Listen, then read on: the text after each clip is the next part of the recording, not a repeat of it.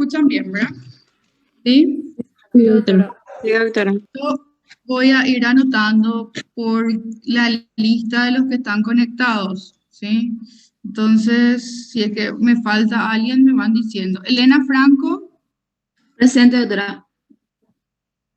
Alberto Martins, Presente, doctora. Alex Obando,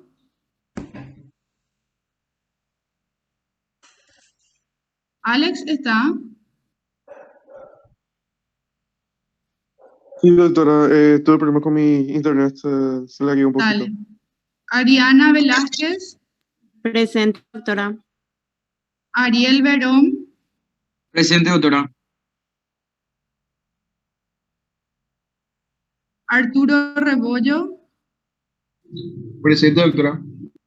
Carlos Piris, Presente, doctora. Daniel Ortega, Presente, profe. Dulce Alfonso, Presente, doctora.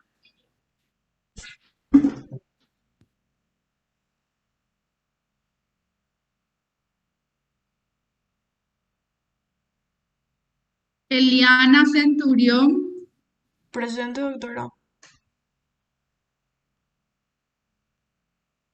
espérenme que quiero bajar este. Evelyn González, Presente, doctora. Jonatas Borba, Presente, profe. José Herreros, Presente, doctora. Karen Obando, Karen, Presente, doctora. Liz Escobar, Presente.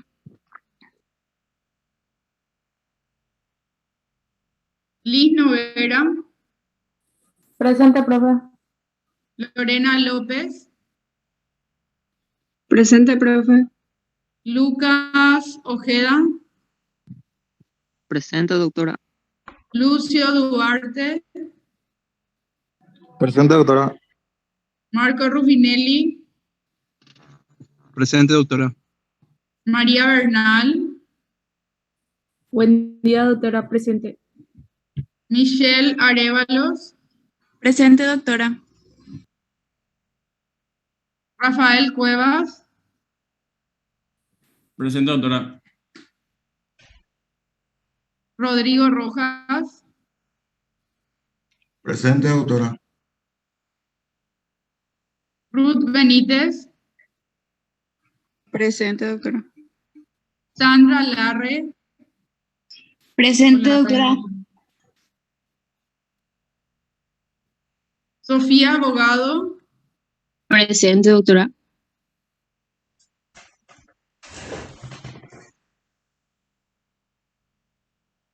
Sofía Fleitas, Presente, doctora. Vanessa Verón, Vanessa Verón, doctora. Presente. Víctor Laranjeira, Presente, profe. Yanirce González, Presente.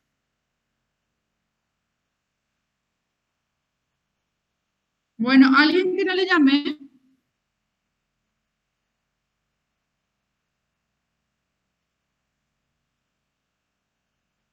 ¿están todos entonces? ¿Sí? Bueno, voy a compartir la clase.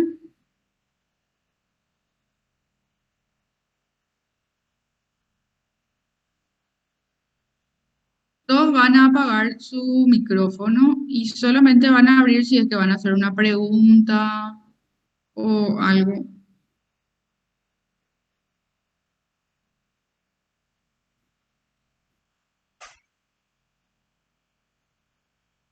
Sí.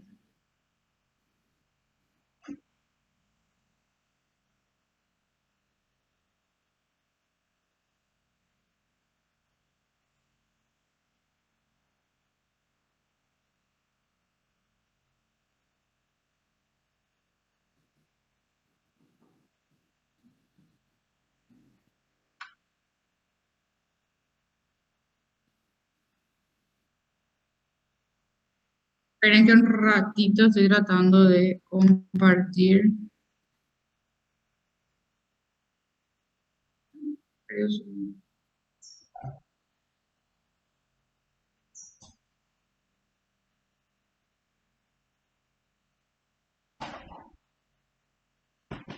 Ahí ven ustedes. Sí, doctora. Hola. ¿Sí ven? Sí vemos.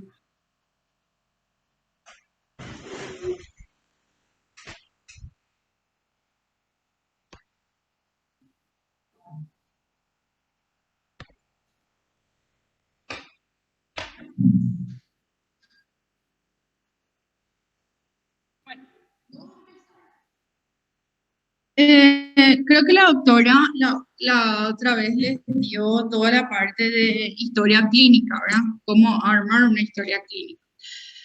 Para de repente hacer la historia del paciente, nosotros tenemos que saber empezar a hablar de cada síntoma y todas las características de los síntomas para que uno pueda describir correctamente, ¿sí? Y también cómo refiere el paciente, cómo se ve el examen físico y cómo hay que describir también en el examen físico. Hoy vamos a hablar sobre disnea, cianosis y tos, ¿sí? Me interrumpen nomás cuando quieren preguntar algo, ¿sí? Disnea. Obviamente disnea es la sensación de falta de aire, pero el paciente no va a venir a decirte disnea, ¿verdad? ¿Cómo te dice? ¿Quién me dice algún ejemplo de...? Ustedes ya van a empezar a ver pacientes y entonces ahí van a saber cómo refiere el paciente la disnea. ¿Cómo se puede decir también disnea? Falta de aire, profe. Falta de aire. ¿Otro?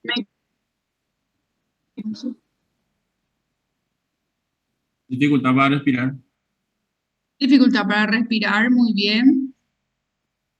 Tengo fatiga o Fatiga también puede referir como fatiga al paciente, sí. Falta de aire, dificultad para respirar, fatiga, ¿sí? ¿Qué más?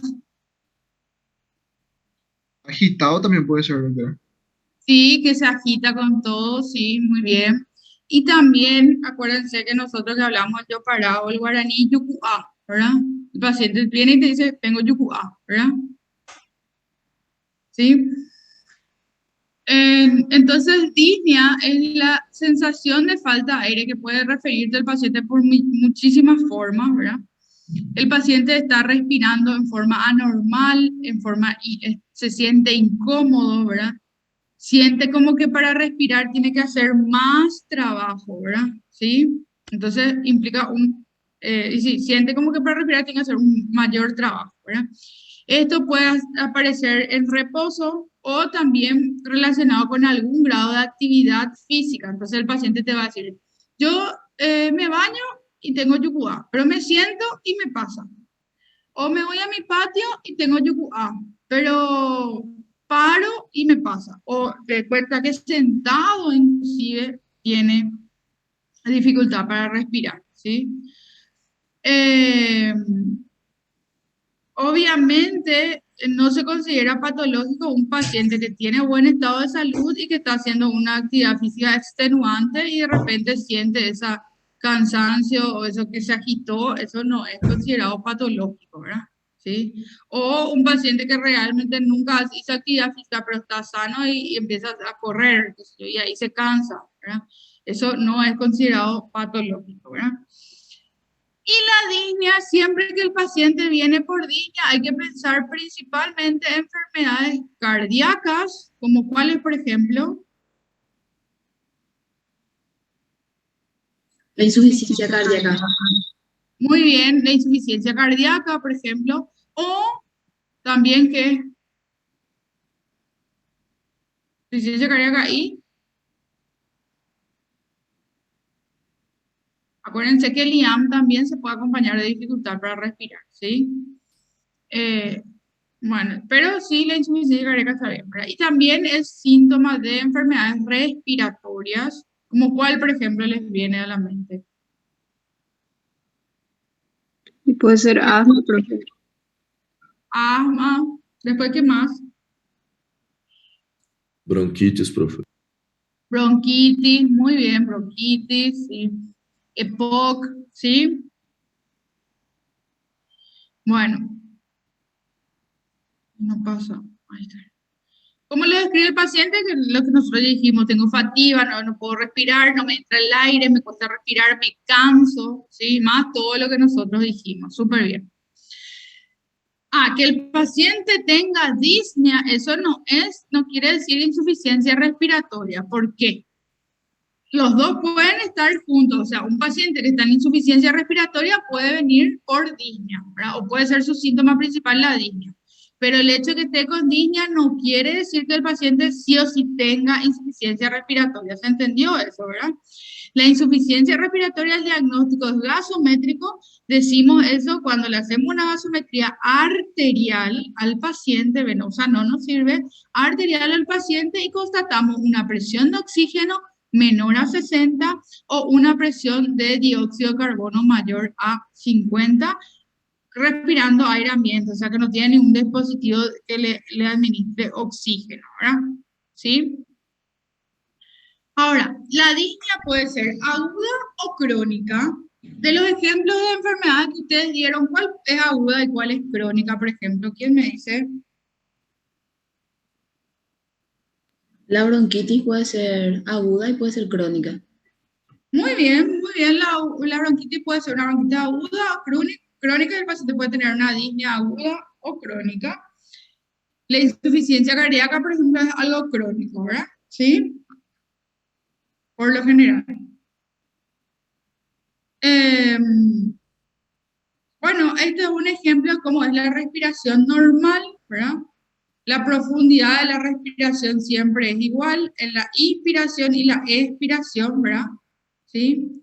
La frecuencia respiratoria es la cantidad de respiraciones que nosotros encontramos en el paciente en un minuto, ¿sí? Y ahí podemos decir cuando hay eupneico, es el paciente que respira normal, ¿verdad? Nosotros ahora estamos eupneicos, ¿verdad? Respiramos normal. Nuestra frecuencia respiratoria es menor a 20 y nuestra inspiración es igual que nuestra expiración, ¿sí? Cuando decimos que hay una taquipnea, y pueden ver acá en el diagrama, ¿verdad? Cuando aumenta la frecuencia, así como taquicardia, taquipnea, ¿verdad? Aumenta la frecuencia respiratoria, o sea, es mayor a 20 respiraciones por minuto, ¿verdad?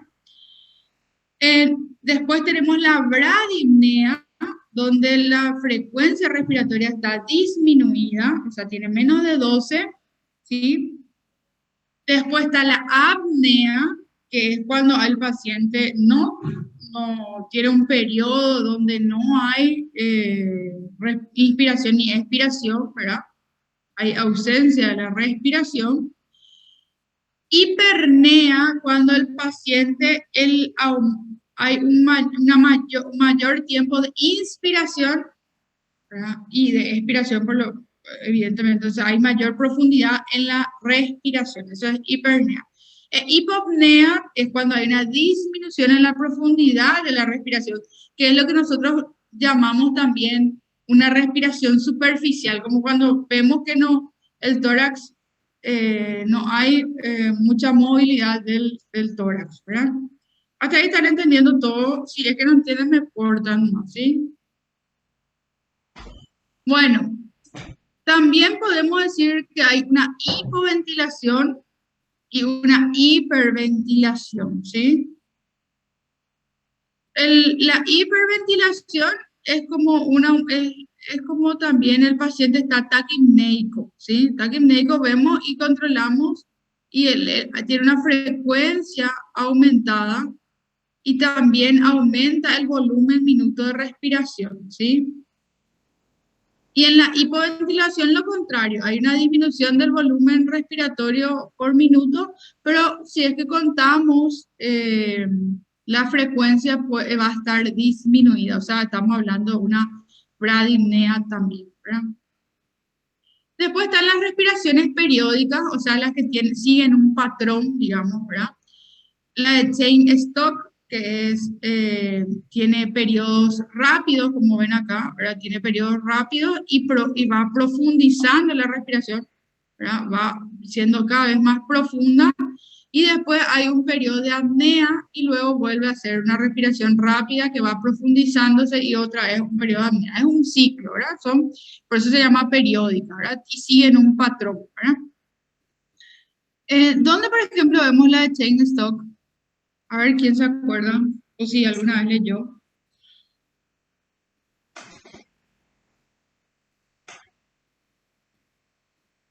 Hola. Dimos ya, doctora, pero yo no me acuerdo. Realmente, ahora mismo no me acuerdo. ¿Vos sos? Elena.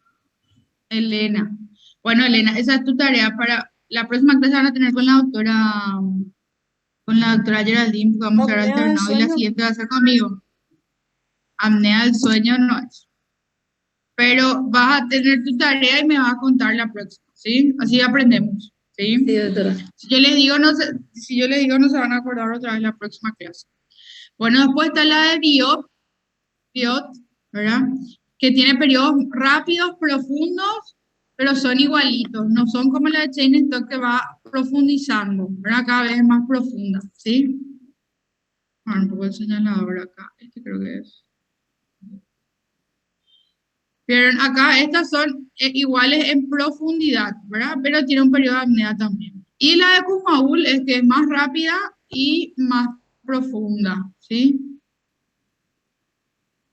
La de Kumaul tampoco se acuerdan dónde se Sí, ve. en la cetoacidosis diabetes. Muy bien, Sí, sí. muy bien, muy bien.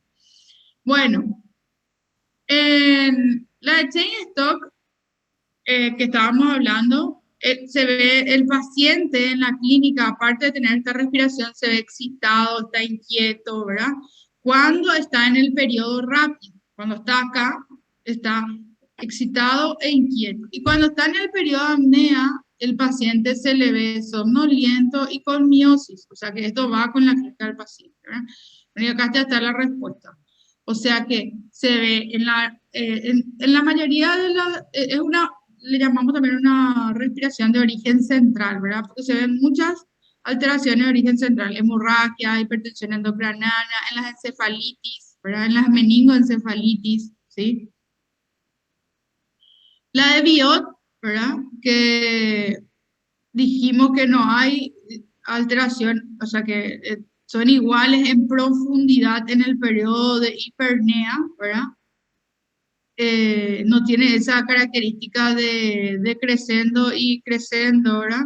Se puede ver también en la meningitis, ¿sí? La Kumaul que ustedes me dijeron ya, no es solamente en la cetoacidosis diabética, sino en las acidosis metabólicas, ¿verdad? ¿Cuáles son otras causas de acidosis metabólica? Aparte de la cetoacidosis diabética, porque estamos diciendo que la respiración de Kumaul, ¿verdad? Se ve en la acidosis metabólica, que ustedes me dijeron súper bien la cetoacidosis, pero otras acidosis, ¿cuáles son? Otras causas de acidosis metabólica. Insuficiencia renal. Muy bien, doctora, la insuficiencia renal, ¿qué otro? Insuficiencia hepática puede ser. No, es más raro, pero podría ser, pero es más raro. Insuficiencia renal, sí. En las intoxicaciones, por ejemplo, por alcohol, ¿sí? Acá por aspirina, que te les puse luego, ¿sí? Después, ¿qué más?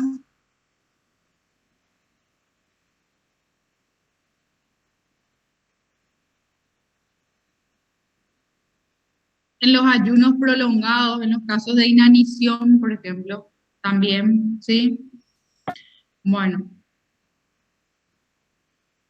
Después está la respiración alternante, donde hay un ciclo respiratorio amplio, alternado, puede haber realmente cualquier patrón y se alterna con otro, el mismo patrón más pequeño, ¿verdad?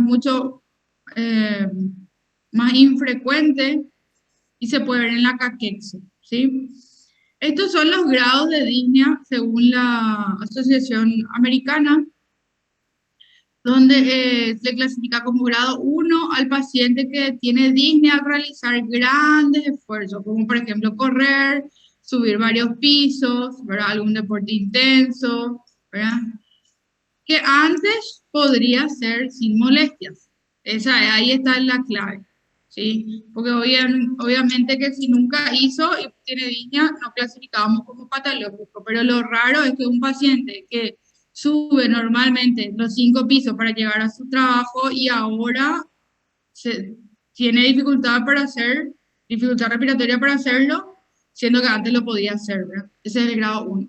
El grado 2 es al realizar esfuerzos moderados, ¿verdad? Caminar, correr una distancia corta, subir un piso de la escalera, ¿verdad? Un piso.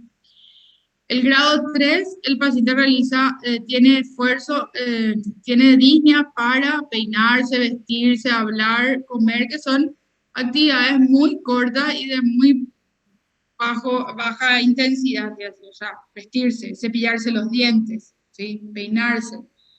Y grado 4 ya es cuando el paciente tiene en reposo, ¿sí? En reposo. Después están los tipos de disnea, ¿verdad?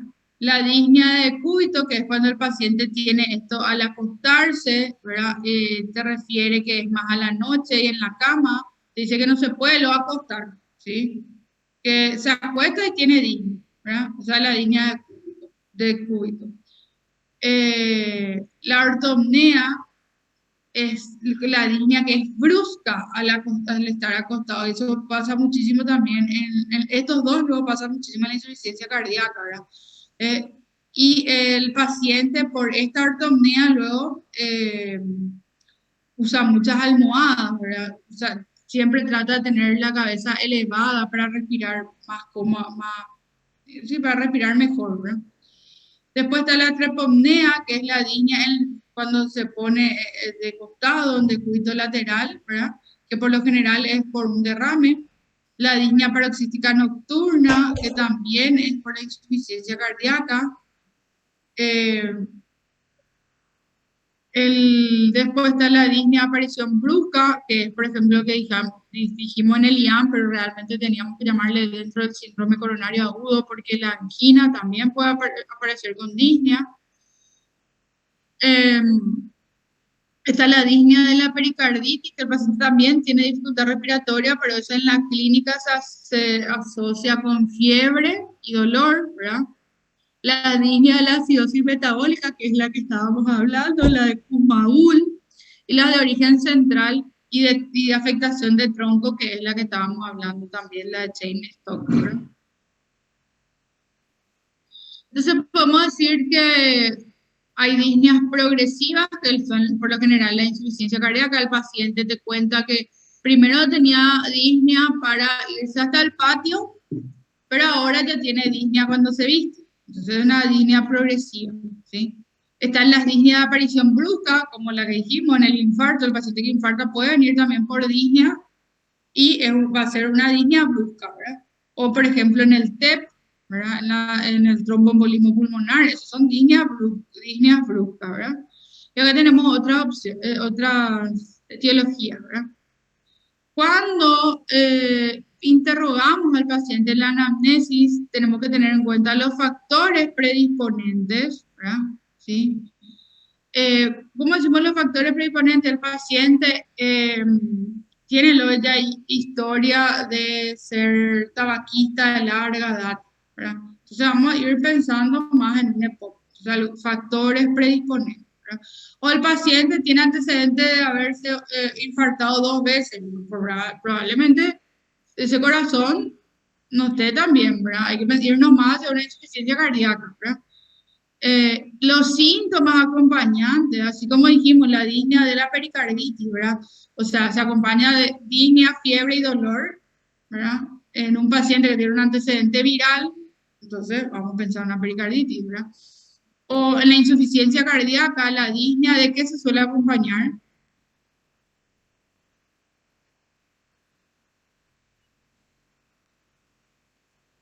de edema, ¿verdad?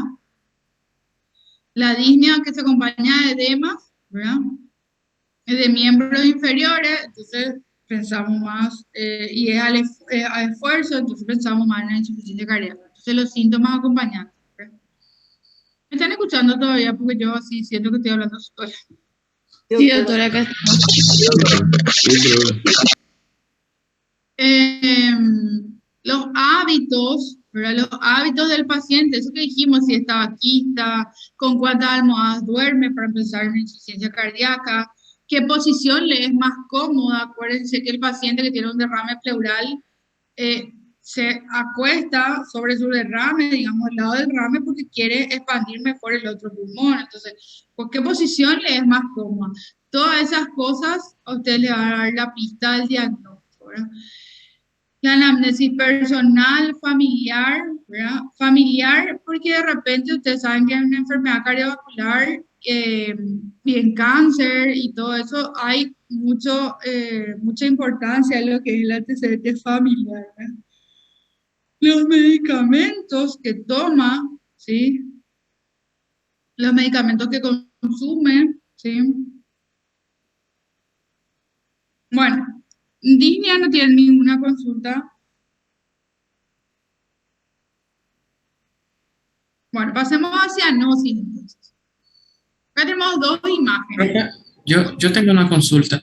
Cuando Sí, dijiste que insuficiencia respiratoria se hacía el diagnóstico por arterial, como de gasometría arterial, en caso que la persona ya venga con cianosis, por ejemplo, ¿esta persona ya se puede decir que está insuficiencia respiratoria? no. Vos podés sospechar la insuficiencia respiratoria, ¿sí? Eso luego por lo general te lleva a pedirle una gasometría. Si el paciente viene, por ejemplo, y tiene una frecuencia respiratoria de 30, está súper taquipnéico. Aparte de eso, vos ves que tiene cianosis.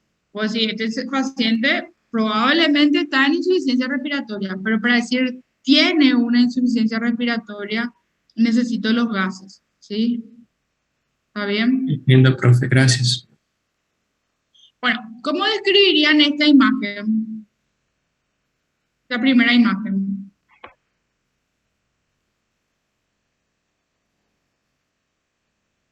O Los esta dedos están imagen. rojos, profe.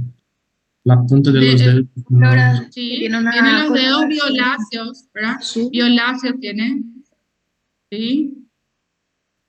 Pero esta imagen, yo le puse estas dos imágenes para que ustedes vean la diferencia. Esto se llama cianosis periférica porque afecta a los miembros, ven los dedos son los que están afectados. Y esto es una cianosis central. Vean que el niño está azul, ¿verdad? O lila, ¿verdad? Se dan cuenta la coloración del niño, ¿verdad? Sus labios, está todo lila, su cachete en vez de estar rosado está medio lila. Entonces, para que vean que hay dos tipos de cianosis, está la cianosis periférica y la cianosis central, ¿verdad? ¿Cómo definimos cianosis? Es una coloración azulada, y para mí siempre es más lilácea, pero azulada describe el libro, ¿verdad? De piel y mucosas por causa de que de la hemoglobina desoxigenada, o sea que no hay lo suficiente, no está llegando, lo que te marca esto es que no está llegando la cantidad suficiente de hemoglobina oxigenada a esa región, por eso la hemoglobina desoxigenada es la que tenía de azul, ¿verdad? Eh, a veces en una persona con anemia es difícil luego ver la cianosis, ¿verdad? Porque no tiene luego la suficiente hemoglobina, porque por lo general el paciente que está anémico luego está pálido. Y ahí que se le suma la cianosis o, o digamos la desaturación de oxígeno, ¿verdad? Va a ser más difícil de ver, ¿verdad? ¿Sí? Y en cambio, en los pacientes con policitemia vera o un síndrome mieloproliferativo, que ellos tienen luego una coloración más rojiza por la cantidad de glóbulos rojos que tienen, ¿verdad? Es mucho más fácil ver una cianosis, ¿sí?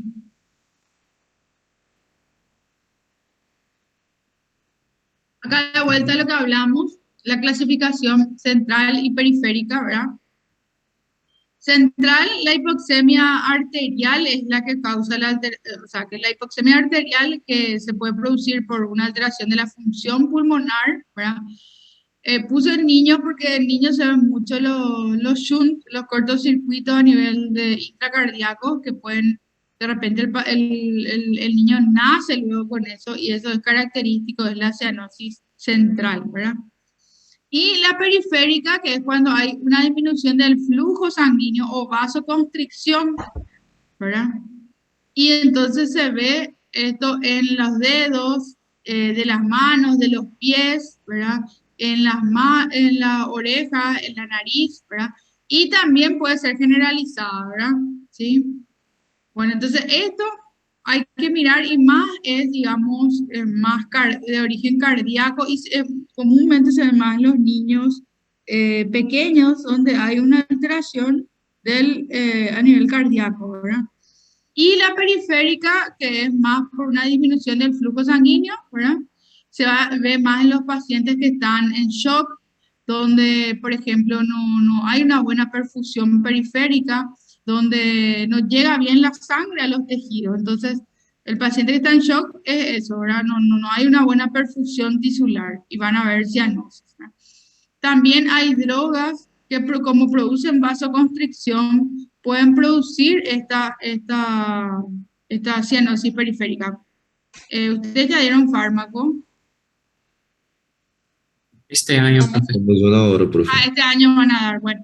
Entonces, en el shock, por ejemplo, usamos muchísimo nosotros cuando el paciente, shock le decimos cuando el paciente está en inestabilidad hemodinámica, está hipotensando y necesita de vasoactivos, o sea, de drogas vasoactivas para mantener una perfusión cerebral, una perfusión tisular, quiero decir.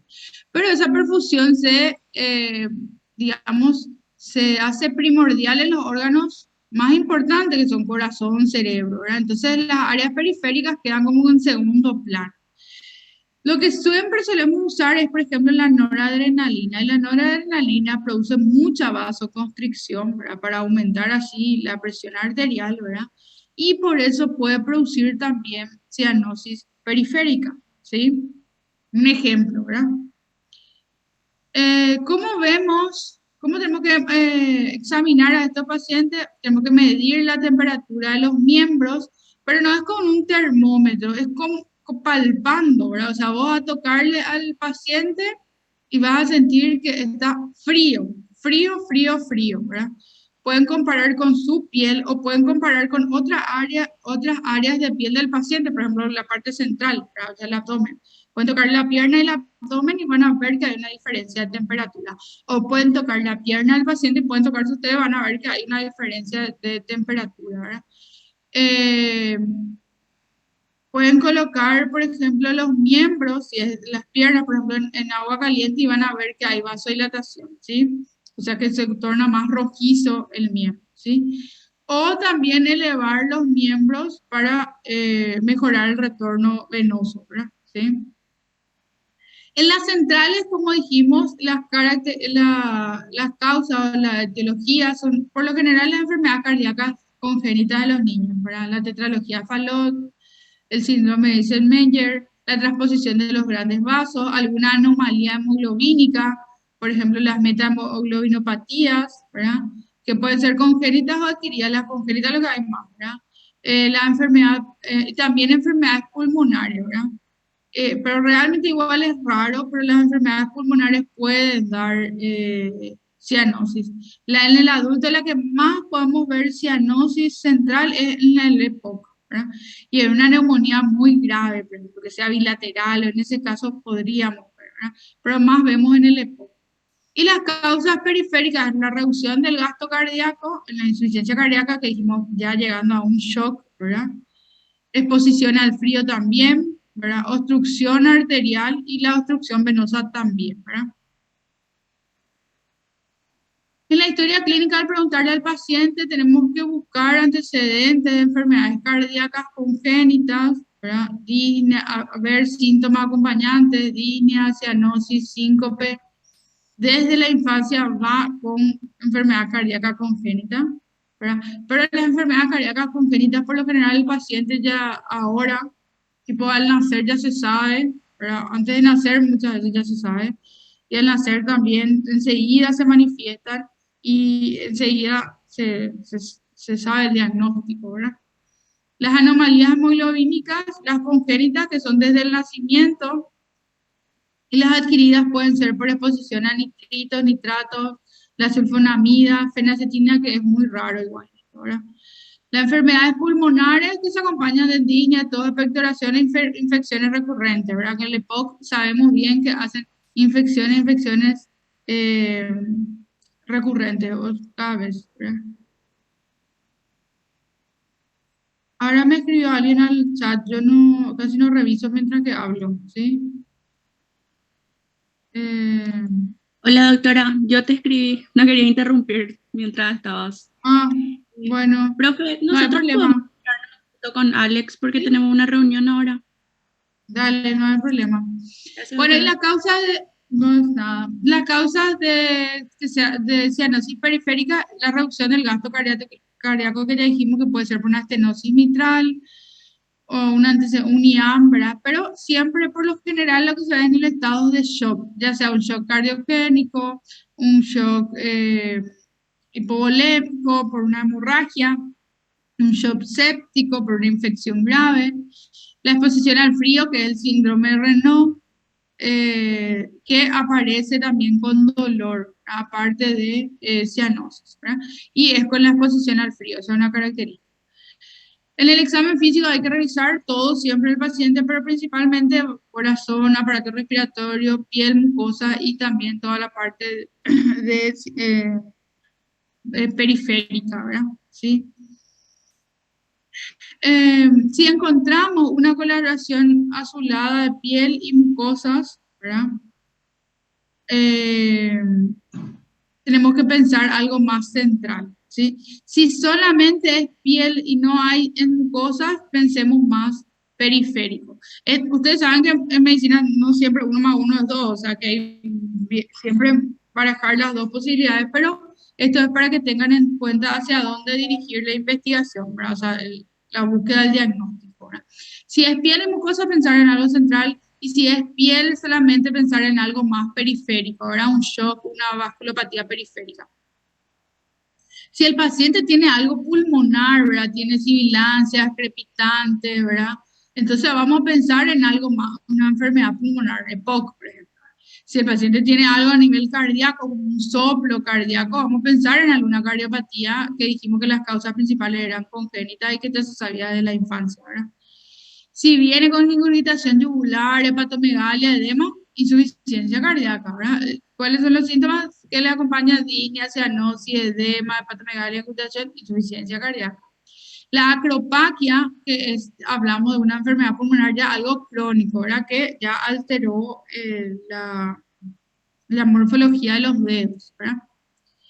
Entonces, si hacemos un diagnóstico diferencial así por la clínica, la cianosis central por lo general afecta a piel y mucosas, la temperatura está normal y caliente, ¿verdad? En cambio dijimos que la periférica más piel y la temperatura es fría y sudorosa.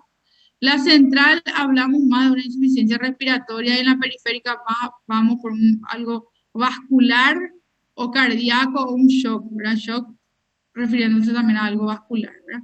La central va a afectar también las conjuntivas, la lengua, vieron que el niño hacia adentro, la boquita se le veía lila también, ¿verdad? A su lado, ¿verdad? Pero para mí es lila, ¿verdad? Y en la parte periférica más vamos a ver pies, dedos, nariz, ¿verdad? Orejas. Vamos a revisar la cara interna de los labios, la mejilla y va a estar afectado en la central y en la periférica solamente la cara externa de los labios, ¿verdad? En la cianosis central no desaparece con el calor, eso que dijimos de meter el pie en agua caliente, las piernas en agua caliente o los miembros en agua caliente que produce vasodilatación y mejorada la cianosis. En cambio, en la cianosis periférica va a mejorar con el calor, ¿verdad?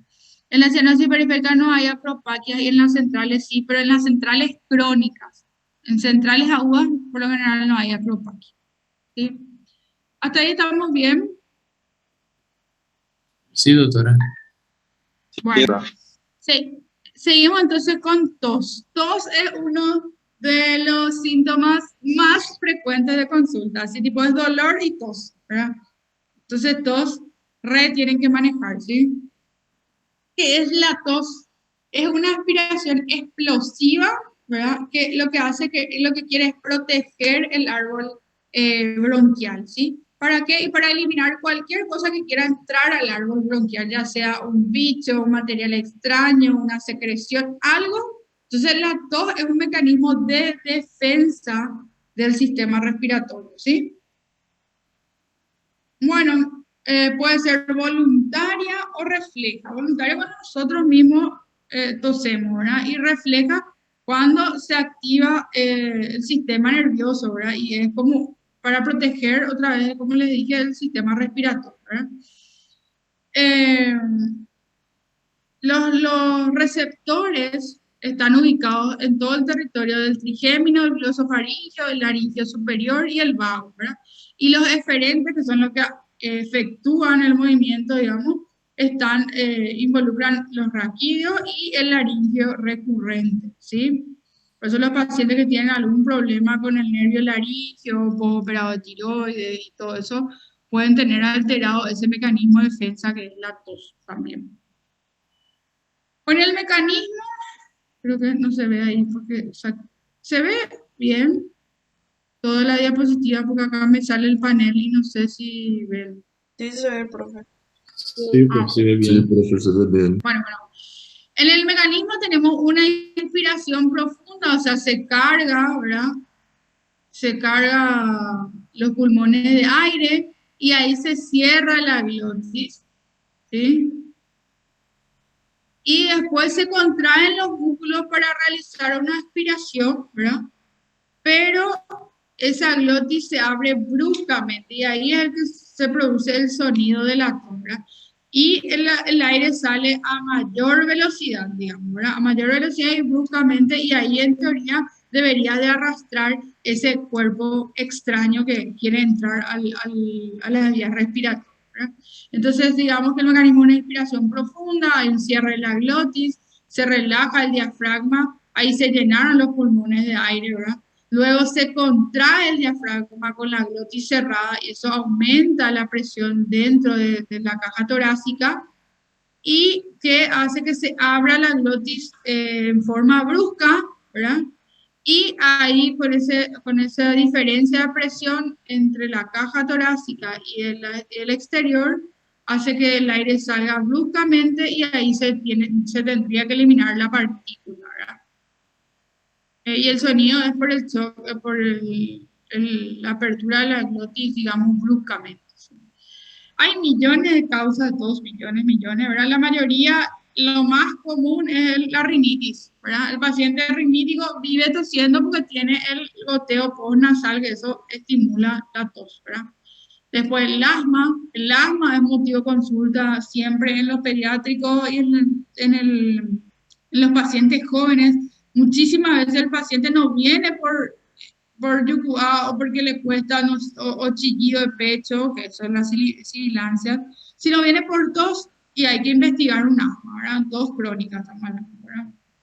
El reflujo gastroesofágico, las bronquitis crónicas, las bronquiectasias, también están las tos por cuadros infecciosos, pero también post-infeccioso también queda una tos residual, ¿verdad? El carcinoma broncogénico, la tos nerviosa, ¿verdad? Por fármacos, psicógena, también todas las enfermedades pulmonares producen tos, o sea, la mayoría puede o todas pueden producir tos, está mejor dicho eso, ¿verdad? Y cuando tenemos un paciente con tos, ¿qué es lo que le tenemos que preguntar? ¿Cuándo empezó? Primero fecha de inicio, ¿cuándo empezó? ¿Cuántos días tiene tu tos? ¿Verdad? Después la evolución de la tos, ¿cómo empezó y cómo está ahora? Antes era una tos esporádica, seca, y ahora ya una tos persistente con catarro, ¿sí? Con expectoración. Entonces, si es cómo evolucionó la tos y si es seca o con expectoración. ¿En qué horario se da? predomina al acostarse. Eso es algo característico del reflujo gastroesofágico. El paciente come todo, se va a acostarse y empieza a toser. Empieza a toser porque tiene reflujo, ¿sí? ¿Con qué posición tosen? Por ejemplo, eso que le estoy diciendo, al acostarse, ¿verdad? O con qué situación el paciente, aparte de eso, o qué síntomas acompañan la tos, porque no es lo mismo un paciente que viene con tos, que empezó hace 3 días y se acompaña de fiebre, chorrera de nariz y congestión nasal, a que un paciente que viene por tos, que se empezó hace 3 meses, que justo al acostarse, aparte él tiene lopirosis, ¿verdad? Tiene una relación de esa pirosis con la comida y todo eso, entonces vamos hacia otro lado. Por eso es muy importante las características y con qué está relacionado la tos, ¿verdad? La característica, ¿verdad? La tos seca es la tos que no tiene esputo, ¿verdad? No tiene sonidos húmedos de catarro, ustedes saben, tiene como el sonido de catarro, ¿verdad? Por lo general se observan en problemas del mediastino, la pleura, ataques nerviosos, ¿verdad? O también puede ser el inicio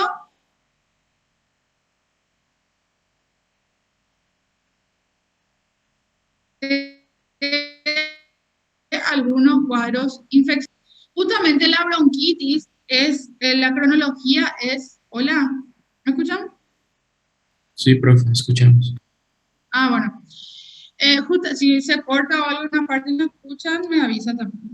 La bronquitis, es que la característica es la cronología de la tos, ¿verdad? Que empieza con tos seca y después se vuelve productiva, ¿verdad? Después la tos húmeda, ¿verdad? Donde hay los ruidos de secreción, ¿verdad? Vos le escuchás toser al paciente y tiene ruido que tiene secreción, ¿verdad? Tiene rales húmedos, ¿verdad? Se diferencia de la tos productiva porque esta se acompaña de expectoración, o sea, la tos productiva, el paciente echa su catarro, ¿verdad? ¿Sí? En cambio, la tos húmeda vos escuchás, pero el paciente no echa, ¿sí? Y es la más frecuente realmente la tos húmeda, ¿sí? Se ve en las bronquitis agudas, en las crónicas también, en la tuberculosis, en las bronquiectasias, en las neumonías, ¿sí? Y es lo que les dije, ¿verdad? O sea, el paciente tiene realmente secreción, pero no echa, pero eso no quiere decir que el que no esté echando no quiere decir que no tenga secreción, porque por la mayoría deglute su catarro, ¿verdad? Entonces, eso, ¿verdad?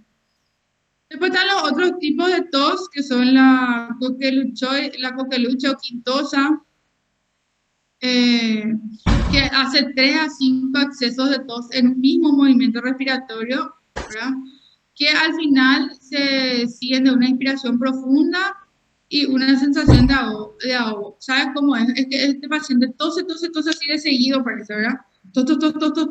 Después hace una inspiración profunda y después siente como que no puede expirar, o sea, como que se ahoga cuando le toca hacer la expiración, ¿verdad? Después está la tos reprimida, que es el paciente, por ejemplo, que se operó recién y que no puede toser, que va a toser y como que ataja su tos, porque él sabe que si tose va a hacer un esfuerzo y le va a doler, ¿verdad? La tos apagada, que es los pacientes que no tienen fuerza en los músculos respiratorios, porque acuérdense que esto se hace con la fuerza de los músculos del tórax, ¿verdad? Se hace con la fuerza de los músculos del tórax. El paciente, espérenme un ratito.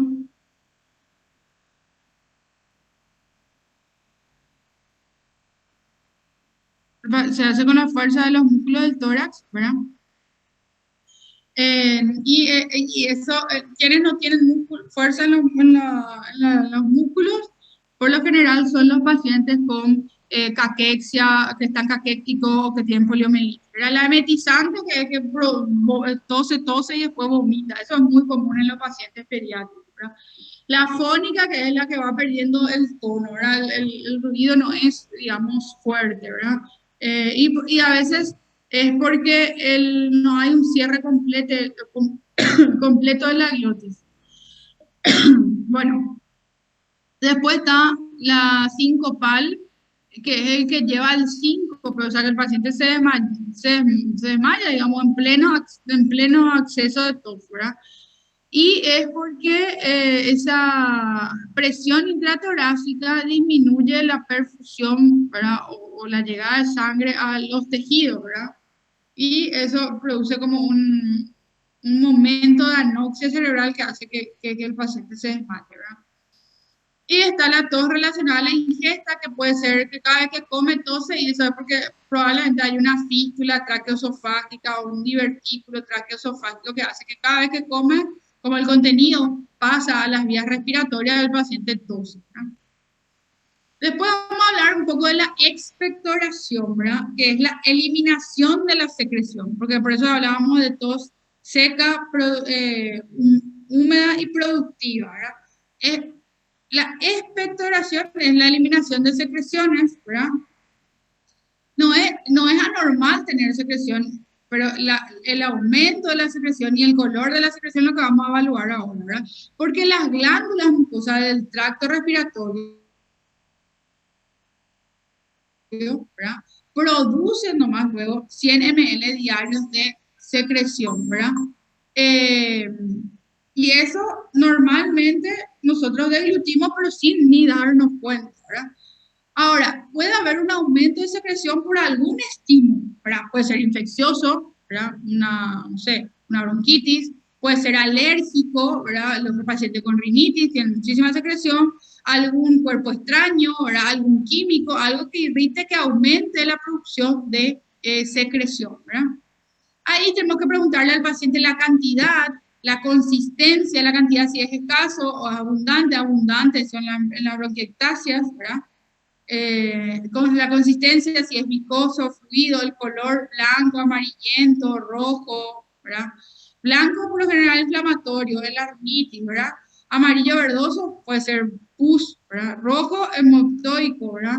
Asalmonado es característico del edema agudo de pulmón, ¿sí?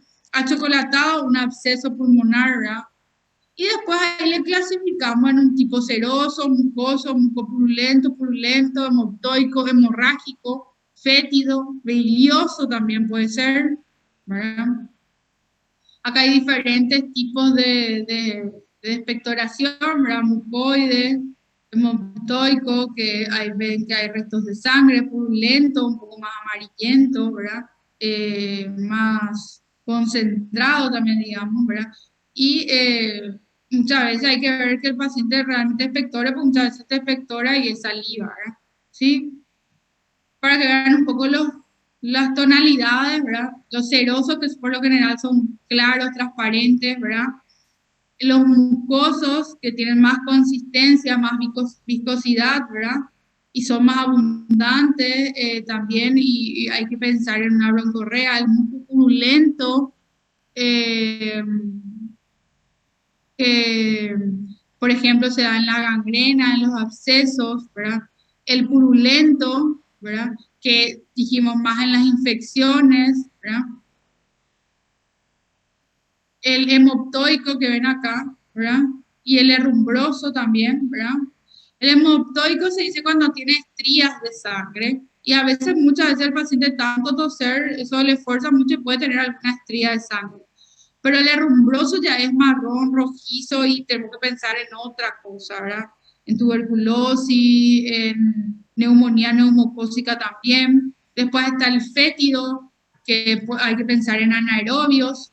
El olor a pescado habla de gangrena, ¿sí? Y la hemoptisis, que ya es la eliminación de sangre por las vías respiratorias, ¿sí? Sangre roja rutilante, no es restos de sangre como el hemoptoico, que eran digamos, estrías de sangre, ¿sí? Después está el achocolatado, que hay que pensar en un absceso a mediano del hígado abierto en bronquio. Esto es muy raro, que nunca vi, ¿verdad? Hay en jalea de grosellas, que es más o menos así, y eso es muy raro también. Hay que pensar en cáncer, y es cuando ya el cáncer va abarcando y agarra un vasito, que eso al final se vierte, digamos, en el bronquio, ¿verdad? Una arteria o una vena o un vaso, ¿verdad? Perlados, que es pensar en asma, que es como un mucoso, ¿sí? Después está la vómica, que la característica de la vómica es la cantidad, ¿verdad? Es de golpe una gran cantidad, aproximadamente 300 ml, nadie mide, pero es una gran cantidad de una vez. Eso es la vómita, ¿verdad? Vómita hidratídica se puede dar cuando hay ruptura de algún quiste hidratídico, algún bronquio, ¿verdad? Bueno, y después para tener en cuenta otros conceptos, ya que en el moco, en la expectoración puede venir sangre. Acuérdense que hematemesis es sangre roja rutilante que sale, ¿verdad?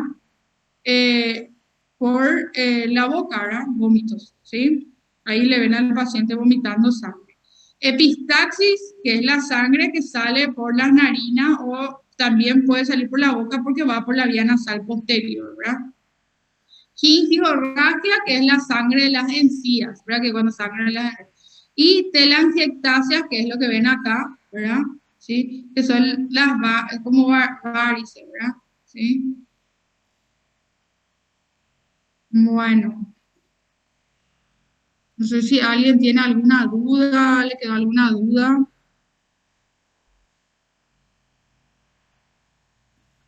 De mi parte no, doctora, está muy No, bien está explicado bien. todo. ¿Entendieron todito entonces? Sí, doctora. Sí. Sí, Dale. Ya estamos entonces. Bueno, cualquier duda, igual tienen mi número, me pueden escribir. Si cuando vean pacientes, esto se le va a hacer más práctico, ¿sí? Esta es la parte de la teoría, ¿sí? Bueno, Profe, nos vemos el jueves que viene entonces. profe, ¿no vas a ¿Sí? pasar la clase, el PPT? Sí, les puedo pasar sin problema. Le voy a pasar a Damián, ¿sí? Al delegado no puede ser, profe. Y que me escriba y le voy a pasar esta noche, ¿sí? Dale, le digo. Dale, ya está. Gracias. Gracias. Nos vemos. Gracias, Chao, chao. Gracias, Gracias, profe. doctora. Gracias.